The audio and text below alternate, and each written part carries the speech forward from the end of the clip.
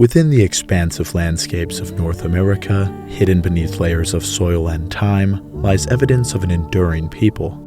With a blend of ingenuity and indomitable determination, they traversed the boundless plains, embarking on a relentless quest for their quarry. The ancient behemoths their forebears once relied on for sustenance had vanished, replaced by a colder world where the resilient bison emerged as their primary prey. This is the story of the Folsom Culture, an ancient people whose spirits continue to resonate across the majestic mountains, vast plains, and deep canyons of this remarkable land. Our very American story begins during a period of turmoil in the United States. Deep ideological and political divisions split the nation, leading to the inevitable bloodshed that was the Civil War. After 4 years of costly battles, the Confederate General Robert E. Lee's surrender at Appomattox Courthouse marked a turning point, leading to the eventual end of the Civil War along with the beginning of a new era in American history, one that promised freedom and the long-awaited abolition of slavery for millions of African Americans. One of these enslaved souls was poor George McJunkin.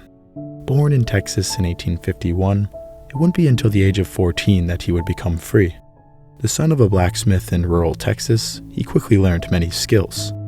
He built his name working across several ranches, hunting buffalo, and riding broncos, all while teaching himself how to read and write in English and Spanish. The future American Western Hall of Famer also developed a deep passion for history and became an amateur archaeologist. While George was living and working as a foreman at the Crowfoot Ranch in Folsom, New Mexico, there was a considerable flood. In the aftermath, McJunkin discovered a riverbed with bison remains as well as stone points. Due to his experience as a buffalo hunter and his interest in archaeology, McJunkin was likely aware that these bison remains were not contemporary bison.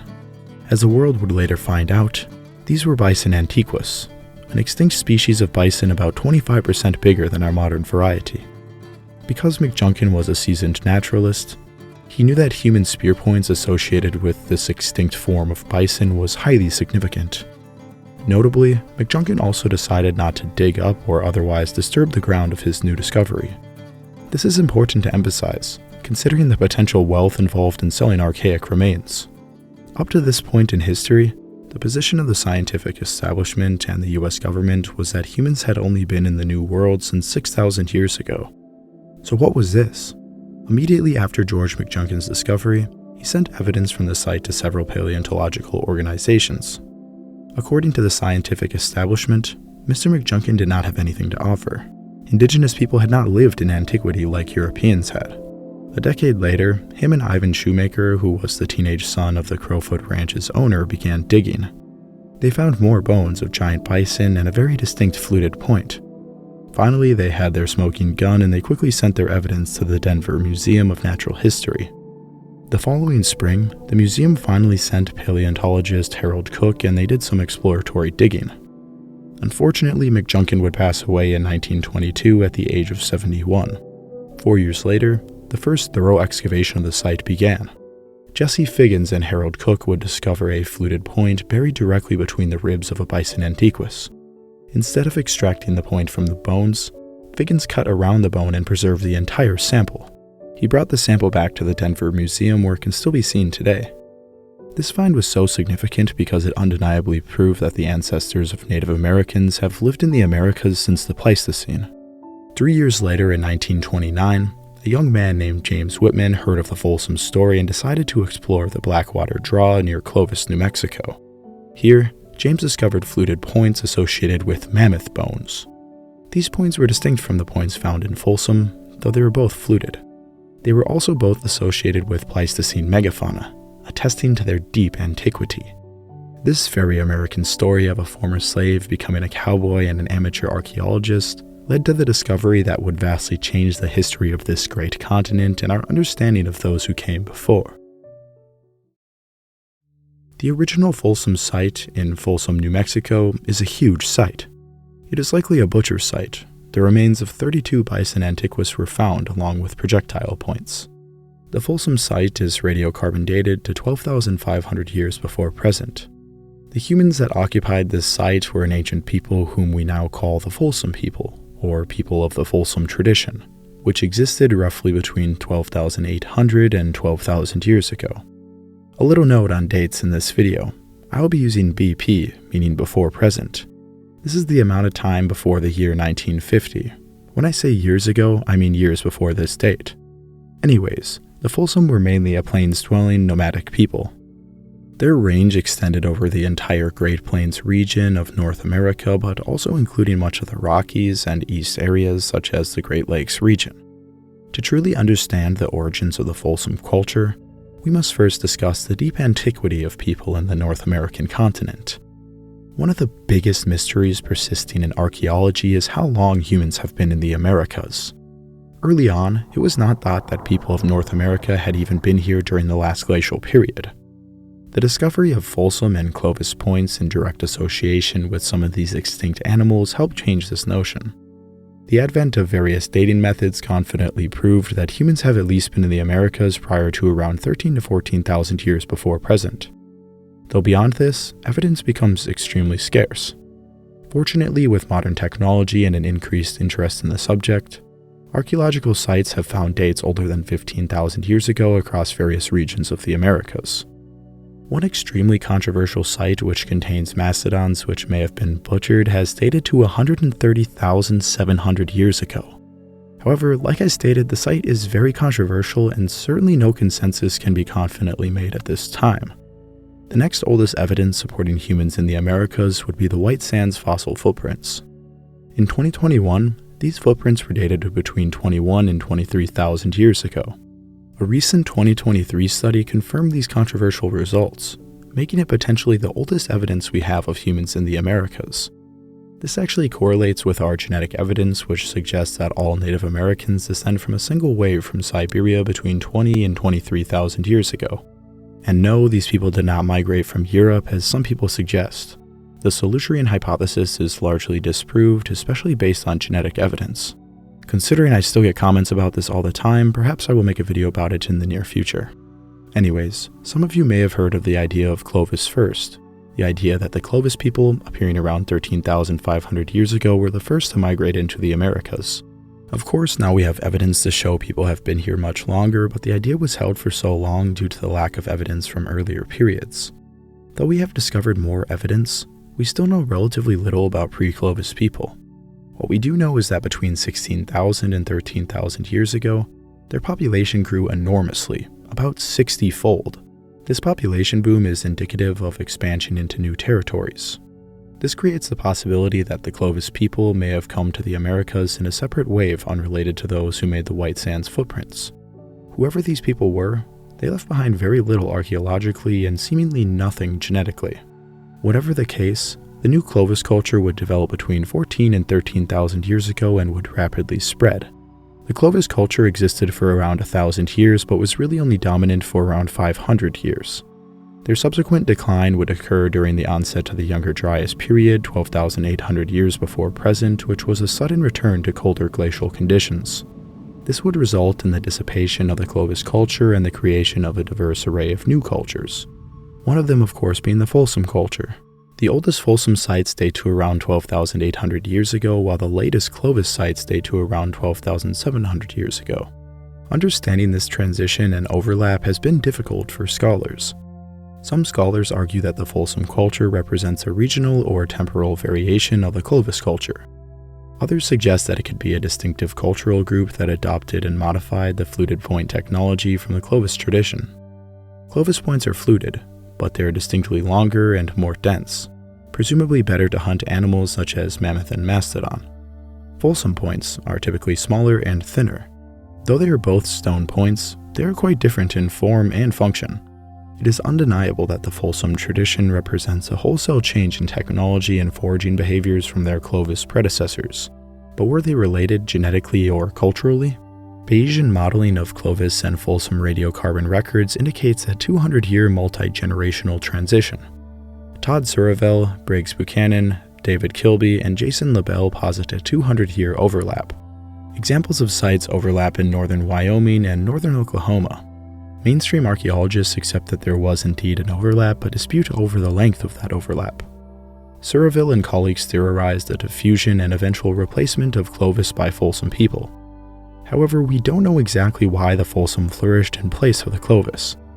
Scholars think that the Folsom way of life had won the battle of ideas in the Paleo-Indian world. They estimate that the overlap is anywhere from 80 to 400 years with a median of 210 years, at least in the southwest. Perhaps Folsom is simply a reconfiguration of Clovis, the younger generation endeavoring to innovate the long-standing traditions. The difference in spear points specifically likely reflects the changing of faunal targets. No longer mammoth hunters, they were adapting to new prey.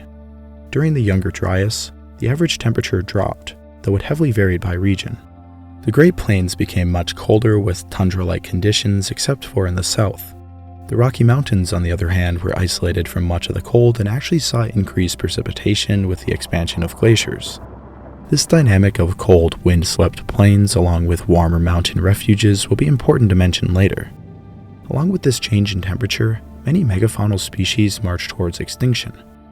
There is evidence that megafaunal species were already declining and some may have even been extinct before the younger Dryas started. The cause for such a change is still debated, and fortunately for you all, I made an extremely detailed 45-minute video on the topic. And no, a comet does not appear to have been the likely cause. Anyways, within a few hundred years, many prey items of the old Clovis had mostly vanished off of the landscape, and the landscape itself had changed vastly. The discovery of the original Folsom artifacts in correlation with Pleistocene megafauna put archaeologists on alert for the discovery of similar artifacts elsewhere. This would be significant because it would prove that these regions had also been occupied since the Pleistocene. Folsom artifacts were quickly identified throughout much of the high plains and the mountains. This is representative of the fact that the highest concentrations of Folsom points can be found in south-central Texas and along the eastern Rockies. It has since been established that their range spilled from eastern Texas possibly all the way up into northern Mexico, into Arizona and up all the way into southern Canada. No remains have been uncovered from California or other west coast regions.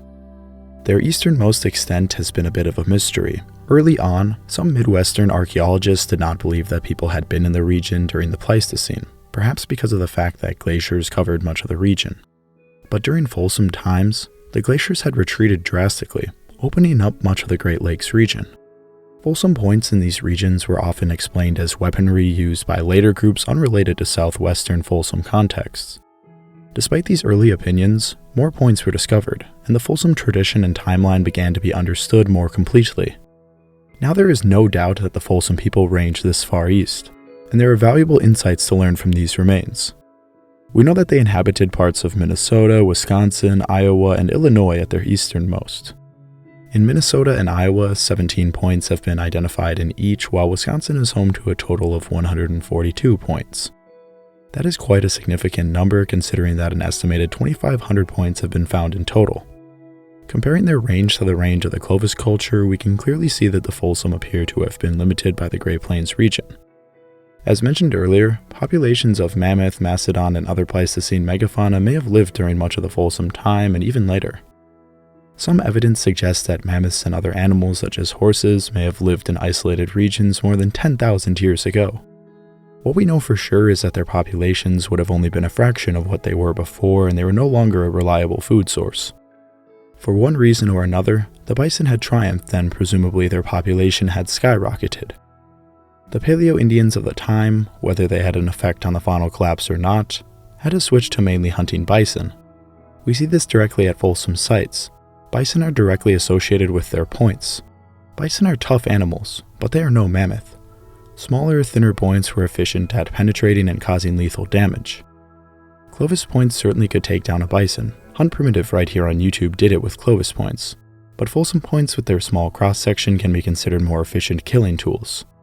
The Folsom culture is most well known for the points they made, but what exactly makes a Folsom point so special? Beyond other aspects of their excellent craftsmanship, their flutes are truly magnificent.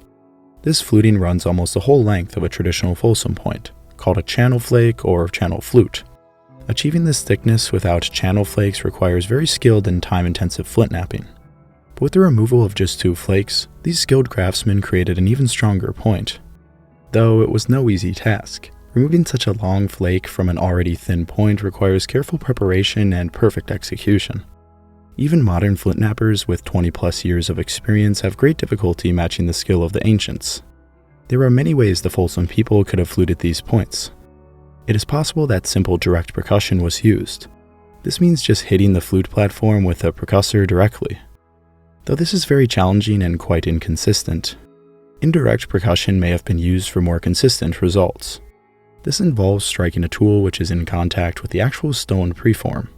The difficulty and inconsistency of these two methods have caused many to speculate that the Folsom knappers may have used some kind of jig in order to create such magnificent projectiles.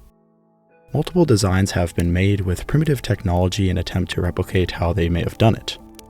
Some designs utilize leverage while others incorporate body weight. Here is a video of Master Flintknapper Tony Soares fluting some Folsom points with the special jig he made. It is hard to convey just how difficult it is to make a preform like this, and let alone flute it perfectly. Creating such large flakes requires hitting and pushing off a flake with a lot of force. This often results in the points accidentally breaking during the fluting process. In fact, about 40% of Folsom points broke before they could ever be hafted. The question remains open to why they even fluted their points in the first place. One of the most common explanations is that these flutes aided in hafting. The flake scars left behind channel flakes not only make it thin, but are also the perfect shape for placing the point in a haft. It is likely that these points were supported on both sides by a sturdy but thin haft. Let's take a break from the video to talk about today's sponsor, MyHeritage. MyHeritage is the #1 family history service. As a child, I distinctly recall asking my parents where our ancestors are from. We are American after all. They didn't really know. Even some of my grandparents did not know if their grandparents had come from Yugoslavia, Austria, or Germany. To find some answers, I partnered with MyHeritage. I entered some basic details about my family, and it automatically searched through 19 billion documents. With the Instant Discoveries feature, I was able to add entire branches of my family tree with a single click. Suddenly, I was telling my parents about their great-grandparents. I was able to learn about the specific towns my Norwegian and German ancestors came from. Towns which I can go visit in the future to try to imagine what life might have been like prior to their migration. I was also able to find photos of these great pioneers that I will unfortunately never get to meet. MyHeritage even has built-in features to bring life and color to these photos. I think all of us should know where we came from to get a greater appreciation for the lives of our ancestors. I want to invite you to start building your own family tree with a special deal. Sign up for a 14-day free trial and enjoy all the amazing features MyHeritage has to offer. If you decide to continue your subscription, you'll get a 50% discount. Huge thanks to MyHeritage for sponsoring the channel. I truly learned a lot about my own family with the service. Now let's get back to the video. Many researchers believe that these points were specifically adapted for the hunting of bison. But these were not the bison of the American West. These were the bison of the Pleistocene. 4 species of extinct bison once roamed the Americas. Unfortunately, bison latifrons, the largest bison of all time, weighing 4,400 pounds or 2,000 kilograms, went extinct around 22,000 years ago. So the Folsom never got to hunt them. But they did hunt 3 other bison species far bigger than our modern variety. As mentioned earlier, Bison antiquus was found alongside the first Folsom points. This species was as much as 25% bigger than modern bison, weighing up to 3,500 pounds or 1,600 kilograms. Antiquus was one of the most common animals during the Pleistocene and is ancestral to modern bison. 2 other bison species, Bison priscus and Bison occidentalis, were also larger than modern bison, but not by much. Either way, their pure bulk and aggressive tendencies would have made them formidable prey for Folsom hunters. Their thin and sharp points were perfect for the job. In fact, due to the thinness of Folsom points, they are more likely to break than others such as Clovis points. However, this effect might have been desired. If the projectile encountered bone or cartilage, it would often break, creating a new, even sharper edge on the tool and filling the wound with shards of stone. Many discovered points had been broken and then reshaped at least once. It is likely that Folsom points and even Clovis points were hafted at the end of Atlatl darts. Atlatls, or spear throwers, are tools that use leverage to throw a projectile with much greater velocity. These tools allow many advantages for hunters. One, of course, is that the projectiles move faster than a hand-thrown spear. Any animal that is getting a projectile launched at it tends to want to move out of the way. Any bow hunter is aware of the freakish ability of animals such as deer to move before a fast arrow even hits them. A fast projectile also provides increased penetration, especially since Atlatl darts can be made very thin.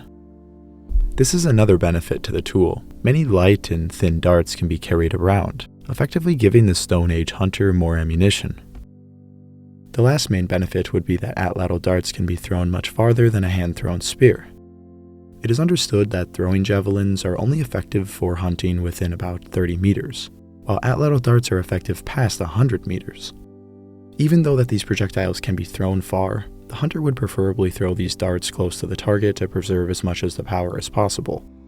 Still, range is useful to target fleeing animals. There was once a misconception that Atlatls were very inaccurate and had to be thrown in mass in order to get a kill, but this is false. The Atlatl can be about as accurate as any other weapon with enough practice. Besides weapons, the people of the Folsom culture used a variety of other tools of bone and stone. Stone cores, which are essentially just big pieces of stone shaped into a clunky biface, were carried hundreds of miles from their source. Since the Folsom people were highly nomadic, they were able to use the best quality flint available to them. However, since these sources were hundreds of miles apart, the nomads had to efficiently utilize their stone. Large cores were carried around and flakes could be removed to be used as tools. These flakes had naturally sharp edges and could be resharpened quite a bit before being discarded. The core itself would have remained functional basically as a hand axe until enough flakes were taken off that these flakes could become too small to be used as tools themselves. This is the point that the core could be turned into a point, a biface, or another tool such as a scraper. Though the Folsom point gets all the shine, they also made ultra-thin bifaces that in some cases are just as impressive. These tools were essentially knife blades, though they were likely left unhafted and simply handheld. They are considered ultra-thin because they are typically 7 to 13 times as wide as they are thick. Some are even 20 times as wide as they are thick. This takes exceptional skill. This biface was made by Martin Reuter, one of the best knappers out there. Check out his channel. It is 14 times as wide as it is thick. Bifaces recovered at the Shifting Sand site in Texas measure over 4 inches in length and are only about 1/10 of an inch thick. Few complete ultra-thin bifaces may have been found, though their fragments are littered throughout butchering sites. It appears that these tools would often snap due to the twisting and flexing involved with butchery. Questions arise concerning why they were made so thin just to break when used. Our remains display that these knives were heavily resharpened. If you have ever made a stone knife before, you know that the tool must be quite thin in order to pressure flake off a new sharp edge on it. If your tool is too thick, it can only be resharpened a few times before it is no longer usable. Think of creating a biface as basically creating a bevel on a regular knife. The thinner the bevel, the more it can be resharpened. So a thin and wide tool can be resharpened dozens of times before being discarded. It appears that the Folsom knappers created these bifaces with the intention of long-term use. This would of course make sense considering they were very nomadic. Furthermore, their long and wide design made them perfect tools for cutting big chunks of meat. Dr. Peggy Jodry, the principal investigator of the Cattle Guard Folsom site, discovered through use-wear analysis that these tools were used for light butchering and meat cutting. She has speculated that these specialized tools, although brittle, were worthwhile for the laborious task of butchery. Butchering an entire bison or even large animals such as mammoth would have been a daunting task. The animal must be gutted, quartered, cut into manageable pieces, bones were smashed, some were turned into tools while the hide was scraped for many hours and strips of sinew were surgically removed. Dr. Jodry also speculates that the thin biface tools may have been made and used primarily by women, while the male hunter would have primarily made the points. It is pretty fascinating to think that the Folsom people may have had a sexual division of flintknapping. The last interesting thing about these bifaces is about their relation to the Clovis culture. Ultra-thin bifaces are found in some late Clovis sites and may be the predecessors to not only the bifaces found in some Folsom sites, but also in the site of the Cody complex, another Paleo-Indian culture living on the plains alongside the Folsom culture. Folsom people may have also used blade core technology as the Clovis people did, but the evidence is quite sparse. The last aspect of their tools we should talk about is their osseous tool remains. Bone was used to some extent, but due to the nature of bone deteriorating over time, it is hard to assess how common these tools would have been. Points made of long bones, most likely from bison, but possibly from camel, were made. These long points could have offered deep penetration, whether thrown or thrust. Bone rods of an unknown function have been found at Folsom sites, which may have been related to bone rods used by the Clovis culture. This small bone bead was found stuck to the surface of a resharpening flake that was found in Area 6 of the Shifting Sand site in Texas. It likely would have not been found at all if it was laying loose in the sand. If there were other beads at this site, they were probably too small to be recovered with normal excavating techniques. An estimated date for the Folsom artifact would be approximately 12,000 years ago. Though it is just a simple bead, it may hint to a higher level of artistic expression in the Folsom tradition than we currently understand. At the Lindenmeyer site, the largest Folsom site ever discovered, additional symbolic elements can be found. Beads of bone, hematite, and coal have been found. They may be the oldest beads discovered in the Americas. Alongside some of these beads, etched bone discs were discovered. It is unclear what these discs were used for. The engravings on their edges may have been used to count something, or they were just simply for ornamentation. The discs may have been worn alongside the beads, though we can only speculate. Another amazing discovery at this site consists of a bison vertebrae with a Folsom point tip lodged into it. This site has proven pivotal in our understanding of the Folsom tradition. The last aspect of their culture that remains a profound mystery is if they had dogs. Dogs have long been thought to have accompanied the earliest migrations into the Americas. Though our oldest physical evidence dates back to 9,900 years ago from Illinois. Molecular clock analysis suggests that all Native American dogs have a common ancestor dating back to 14,600 years ago, just before the emergence of the Clovis. The findings suggest that dogs did indeed accompany not only Clovis but also Folsom people. Considering we do not have skeletal remains of a Folsom person, it is not odd that we do not have remains of their dogs. Dogs are often overlooked when talking about Paleo-Indian times, though they may have played a very important role in the hunting of megafauna, protection of kill sites, and even carrying goods across vast landscapes. Now that we have a fairly deep understanding of the remains we have discovered from these people, we should discuss their way of life. During the Younger Dryas period, even though it was cold, the Great Plains and especially the High Plains had much more moisture than they do today. This allowed animals to move across the landscape freely, not restricted by sparse water holes. Animals such as bison, deer, pronghorn, and camelops, an extinct species of camel native to the Americas, would have traversed vast distances from spring to fall. Highly mobile herds would have been difficult to follow. This would have forced the Folsom people to be highly mobile themselves for most of the year. Though many other animals would have existed on the plains and in other regions, it still appears that they mainly targeted Bison antiquus. Folsom sites suggest that their bands consisted of around 5 families, or on average around 25 people.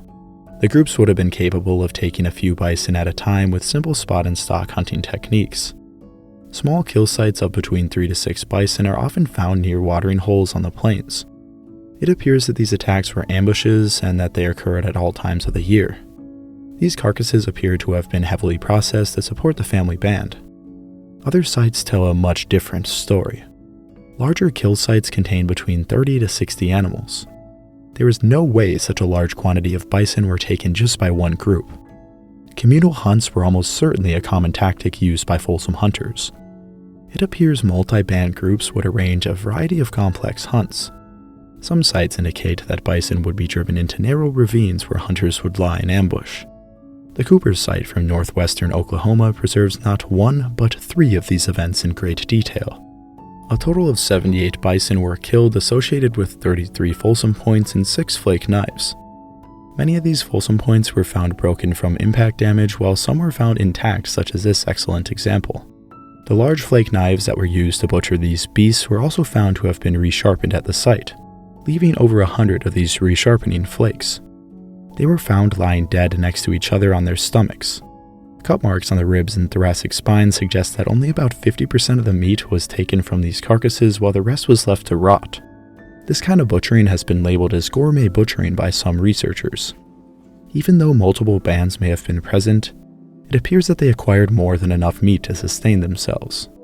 Considering there is no evidence of occupation, these people may have taken the meat elsewhere or feasted. These bison were all cows and calves, no bulls were present. This was because bison herds are actually divided by sex for most of the year. The story gets more interesting when it was discovered that an older kill layer sat beneath the first discovered, and other large bison kill sites are also found nearby. This suggests to researchers that bands of Folsom were routinely using this site to kill large amounts of bison. By analyzing the wear on the teeth and the size of the calves, they were able to determine that all of these mass kill sites happened at the end of summer. By testing chemical signatures in the enamel of these bison, researchers were able to determine their migratory patterns. They moved horizontally across the plains, stopping in the mountains in the spring and going east for the winter. The Folsom people were of course aware of this and cut them off before the fall. Another interesting discovery made at this site was the diversity in toolstone used to make the points. Projectile points made from cherts from central Texas, the Texas Panhandle, and northwestern Kansas may indicate that 2 or 3 Folsom groups combined forces to conduct these kills. Seasonal hunts such as this one may have been the glue that held Folsom traditions from quick deviation. The huge surplus of sustenance may have allowed these bands a time to come together as a community, a time to celebrate, to feast, to search for mates, or to conduct healing ceremonies. At the Cooper site, we do find evidence of possible ritual or symbolic behavior. In the earliest layer of the site, a bison skull was painted with what has been dubbed a lightning bolt among other drawings. Analysis of the paint proved that the composition of the intense red paint are not found in the surrounding soil. The skull was taken from the first kill site, painted with a red zigzag symbol, and then placed in the arroyo prior to the bison drive that led to the second kill site. This evidence may suggest that this skull was painted in some form of ritual to provide success for the next hunt. The skull is also the oldest evidence of painting in the Americas. The last interesting aspect about this site is that it lies right by a much older site. The Jake Buffalo site was also a bison kill site of a similar constitution. A herd of cows and calves was herded into an arroyo before being ambushed in the late summer. But this site is centuries older than the Cooper site, and the hunters were using Clovis points. This suggests that even as far back as Clovis times, these people understood how to hunt these animals seasonally. This may also suggest that this knowledge was retained through the Clovis to the Folsom transition, perhaps having implications about the possibility that the Folsom were the direct descendants of the Clovis. Another amazing Folsom site from southwest Texas speaks volumes to their communal hunting skills. The Bonfire Shelter site preserves the earliest buffalo jump site in the Americas. A layer called Bone Bed 2, which consists of as many as 120 bison antiquus remains, was created from at least 3 separate events, the earliest of which dates back between 11,500 to 12,000 years ago. Amazingly, Folsom points have been found at this site in the oldest layer. This discovery suggests that the Folsom people were the first to pioneer the buffalo jump. For those unaware, a buffalo jump is typically a cliff formation which buffalo are herded over to kill mass quantities of bison at one time. Native Americans used buffalo jumps even in post-Columbian times. Many tribes even claimed that every last buffalo had to be killed or else the stragglers would go tell the others about the horror they had witnessed. Herding buffalo towards a cliff edge at a time without horses was an extremely difficult and elaborate operation even in relatively recent times. The Crow Indians used a strategy which utilized the entire society. A runner or chaser would corral the unsuspecting animals towards a cliff edge where other hunters would be waiting behind trees and rock piles. The hunters would then scare and chase the animals towards the cliff edge. As the bison in the back unknowingly pushed their kin off of a cliff, the majority of the tribe was waiting at the bottom ready to dispatch, dismember, and devour the hairy brutes. Other tribes had methods of even higher complexity which were able to reportedly kill as many as 1,000 bison at a time. Even the death of 50 buffalo cows resulted in around 20,000 pounds or 9,000 kilograms of good meat. The natives would often try to use everything they could from these carcasses, but in situations of such excess, sometimes they would leave putrefied carcasses on the landscape with only their fat-rich tongues missing. Early European observers to these events ironically looked down on occasion, calling these activities indulgent.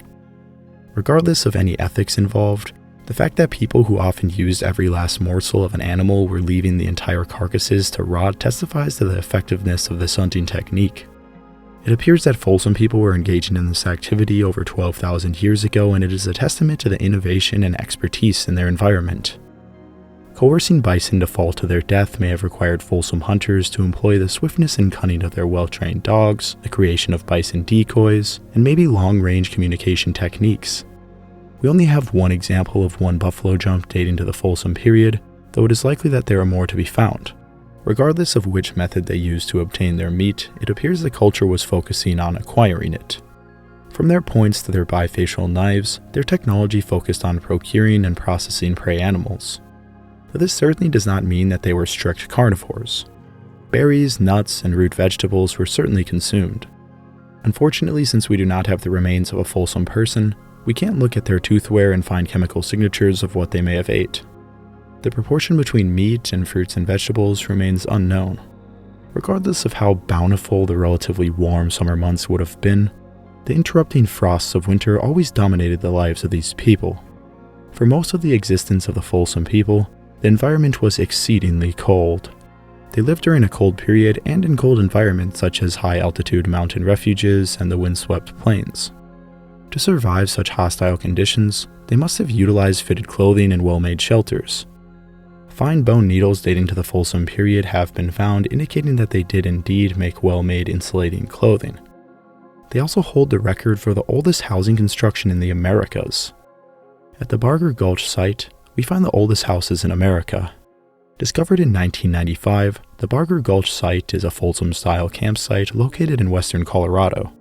Dr. Todd Suravel explains that this evidence suggests the patterns in artifact density could map out the walls of the house, revealing the inside and outside of the wall. Additionally, at Barger Gulch there are numerous artifact-dense hearths. Primitive hearths are one of the markers that indicates domiciles are present. The evidence suggests that conical shelters were made with hearths in the middle. Large poles may have been used to form teepee-like structures, though we cannot be sure of any specific design. Barger Gulch is located at the bottom of a valley, insulated by the surrounding mountains.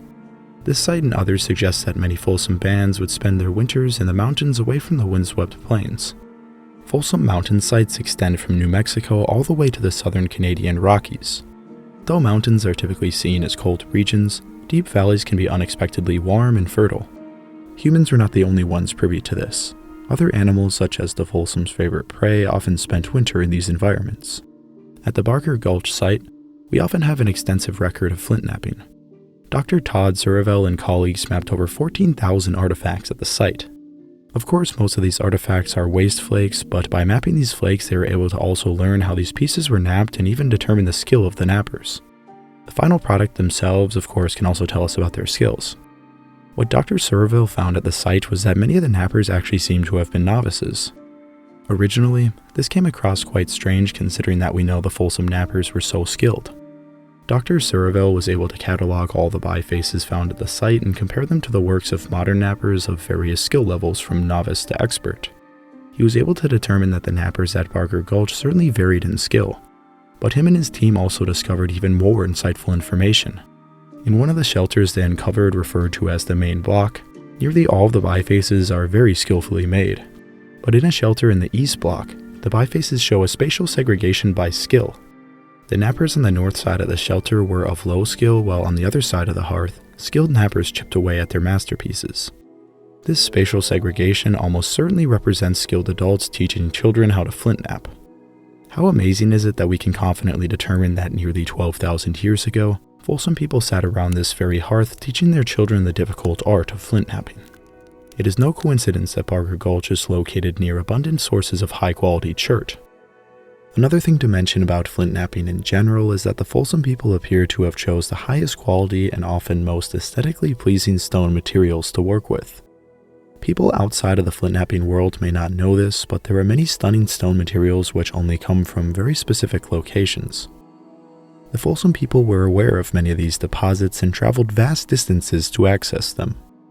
This Folsom point made of marvelous Alabaites chert from Texas was found all the way up in the Canadian province of Manitoba.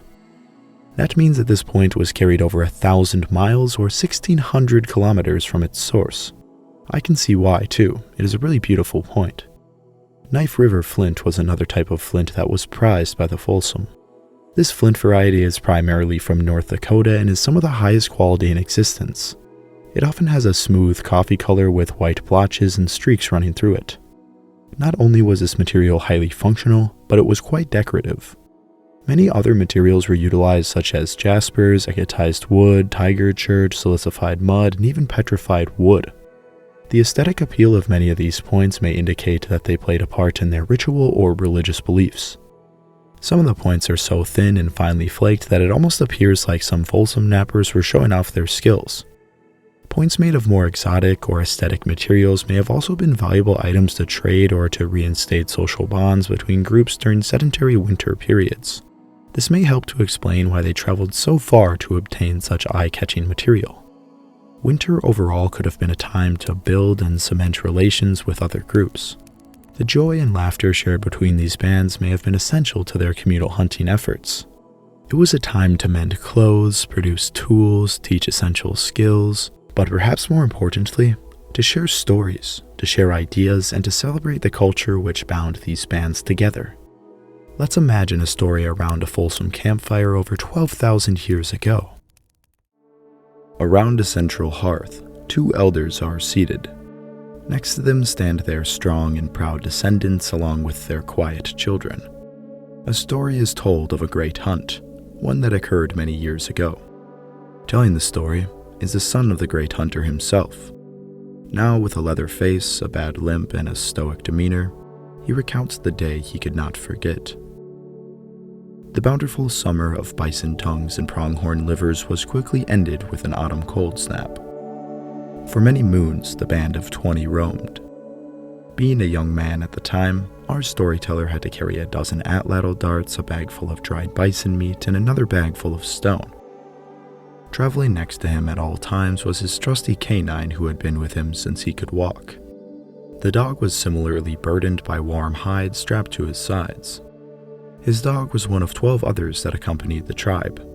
Well-trained guard dogs and pack hunters, they were useful to many aspects of their lives. The group trudged along shallow snow burdened by their gear. Having miscalculated the distance of the mountains, it would be another week or two of plains living before they would get a break from the wind. At night, small tents were put up utilizing the shafts of their larger thrusting spears as central beams, and their Atlatl dart shafts ringed around them to form small teepee-like structures. These were covered with various hides to block the howling winds. Low on food and fuel for their fires, the last few nights have been exceptionally cold. Everyone knew that they would need to harvest a bison or two along the way to the mountains, or they may risk starvation. Every morning, our young hunter and the other 9 hunters left camp to look for something to eat. But the women were the only ones able to catch a snowshoe hare and a dozen voles.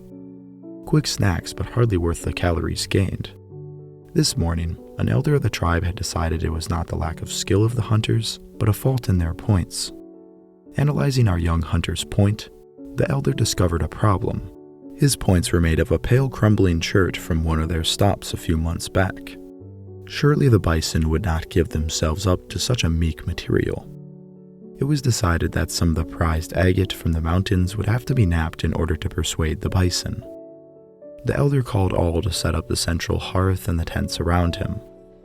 As he delicately prepared the biface, songs were sung and dogs whined.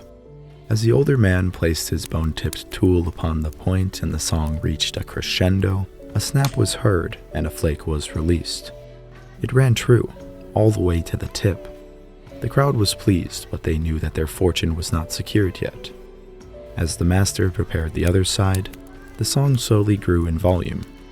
Once again he placed his mighty tool upon the point and the crowd's chants increased. A snap was heard, and a smile was seen on the napper's face. Another flake ran true, and the point was near completion. The crowd rejoiced.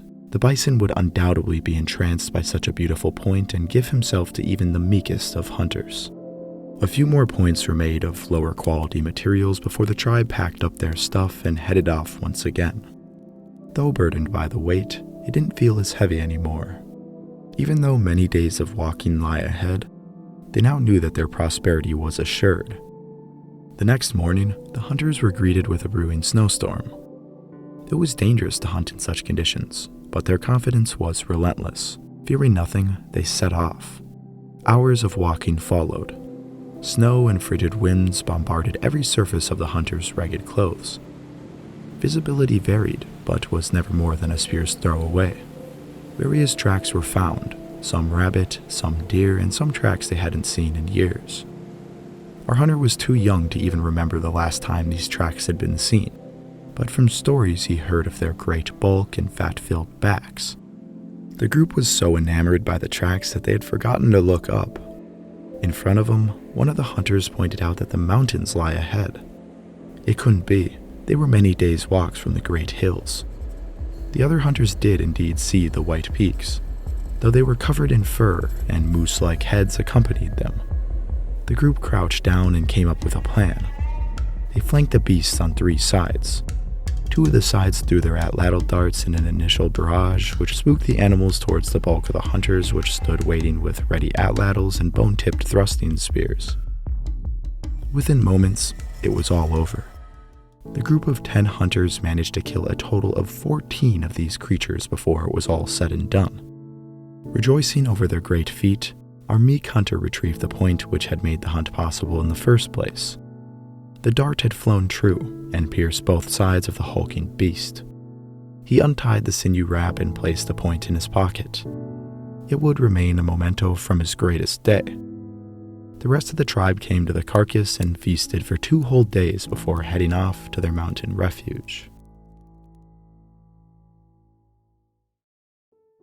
The Folsom culture appeared during a period of turmoil that was the onset of the Younger Dryas 12,800 years ago. Their innovative toolkit would be used around the Great Plains and beyond for as much as 800 years. A 2016 study narrowed down this time period to the 440 years between 12,610 and 12,170 BP, though the authors said that they expect the range to expand on both margins. Either way, Folsom material became quite rare after about 12,1200 BP. This does not correlate with the end of the Younger Dryas period, which would occur around 500 years later. In the place of the Folsom toolkit was a variety of new tool traditions, many seemingly unrelated to their predecessors. In some regions, it can clearly be seen that similar fluting techniques were conducted on new point designs. Many from the Great Plains and Mountain West appear to have done away with fluting altogether. Other cultures in the East fluted points in a seemingly unrelated fashion to the Folsom. They may have been even inspired by remnants of the Clovis tradition. The disappearance of Folsom technology and the appearance of unrelated tool complexes could be interpreted in a variety of ways. Did the Folsom people get outcompeted by new cultures that developed on the outer margins of their territory? The fact that the Folsom tradition lasted longest in the deep heartlands of the plains may support this. Did Folsom people altogether lose interest in fluting their points? This would mean that the actual people of the Folsom tradition never declined but rather transformed into new cultures. This hypothesis appears more likely. Whatever happened to the Folsom people, we know that after their dispersion, Paleo-Indians lived differently. Never again would one-point design become so widespread. This may reflect the way that Paleo-Indian people lived. Instead of constantly following herds of migratory prey for hundreds of miles, people began to be content with living in individual regions. The cultures diversified and became quite distinct from one another. We assume that the Folsom people, likely similar to the Clovis before them, are related to modern Native Americans. Anzac I, an infant that the Clovis people buried around 13,000 years ago, is the only Paleo-Indian genome to be sequenced from North America. It was found that Anzac I's mtDNA belongs to the haplogroup D4H31. This founder haplogroup is thought to represent one of the earliest to migrate into the Americas. Interestingly, D4H3 genes are more common in South America, suggesting a complex genetic history dating back to Paleo-Indian times. Kennewick Man was a man who lived around 9,000 years ago in the state of Washington. Named the Ancient One by his descendants, both his Y-DNA haplogroup and his mDNA haplogroup are found almost exclusively in Native Americans. As of now, we do not exactly know what relation the people of the Folsom tradition have to modern Native Americans. Considering their range was so large, it is likely that the Folsom people themselves were quite diverse, leaving the possibility that Native American groups from around North America and even Central and South America could have roots in the Folsom past. I should quickly mention that some people support the widely discredited Solutrean hypothesis, the hypothesis that Paleo-Indians actually crossed Atlantic ice from Europe. I will probably end up making a whole video on this topic, but basically the genetic, linguistic, and archaeological evidence does not support the hypothesis whatsoever. If you find yourself a proponent of this hypothesis, I have linked some sources below which skillfully dismantle it. The Folsom people undoubtedly have a relation to modern Native Americans and forever live on in the blood that flows through their proud descendants. The Folsom people, through their innovative spirit and mastery of their environment, have left an enduring legacy that resonates with us today. Their distinctive fluted points, monumental hunts, and resilient adaptation to changing landscapes illuminate a culture deeply connected to the natural world. George McJunkin, the ranch hand, amateur archaeologist, and formerly enslaved man, set in motion events that would change our understanding of the history of this great continent. As we reflect on the Folsom culture, we are left reminded of the enduring spirit of human exploration and ingenuity, continuing to inspire our understanding of the past and the ever-evolving story of our shared human heritage. We have no skeletal remains of a Folsom person, yet through their widespread remains we know that they existed, and we find that significant. Let's not remember the Folsom people solely for the remains that they left behind, but rather for their lasting legacy, a story which we left behind. As temporary custodians of this world, we should strive to tell the chronicles of those who came before. For just like us, they are a chapter in the greatest story ever told. Thank you all for watching this video. I was amazed just how much information there was to learn about the Folsom culture. This video was even longer than my Clovis video somehow. I'm very optimistic that more Folsom discoveries will be made, hopefully some skeletal remains, with all respect to the wishes of their descendants, of course. If you enjoyed the video and want to see more, please consider liking, commenting, and subscribing to the channel. It's just me, a college kid in the Midwest, putting these together, so your support means the world to me. But I also want to thank some of the other people that helped make this video possible.